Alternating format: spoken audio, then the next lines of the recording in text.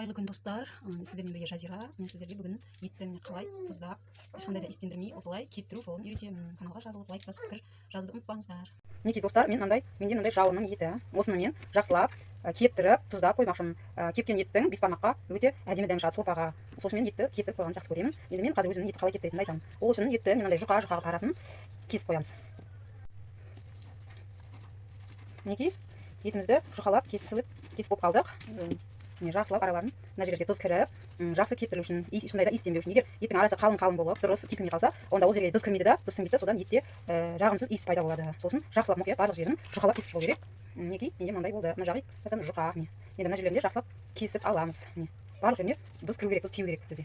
Енді осыған қазір жақсылап тұз себеміз. Мөлшерімен тұзды өте көп емес, аз емес мөлшерде сеуіп шығамыз.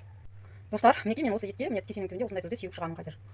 Достар, менің осы видеом сіздерге ұнаса, пайдалы болса, каналыма жазылып, лайк басып, комментарий жазуларыңызды сұраймын.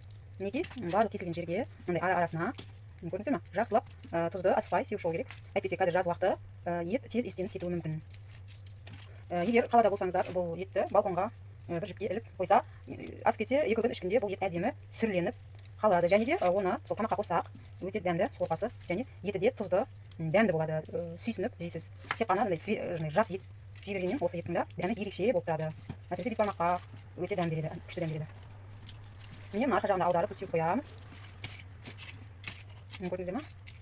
Өте көп болып кетпеу керек тұз, және аз да болып қалмау керек. Оны білу үшін барлық жерге қалдырмай тұз сеуіп шығу керек. Міне етіміз әдемі болып тұздалды. Енді осыны жіпке іліп 2-3 күн кептіріп, сосын пайдалана беруге болады. Достар, менің каналыма жазылып, лайк басып, комментарий жазуды ұмытпаңыздар.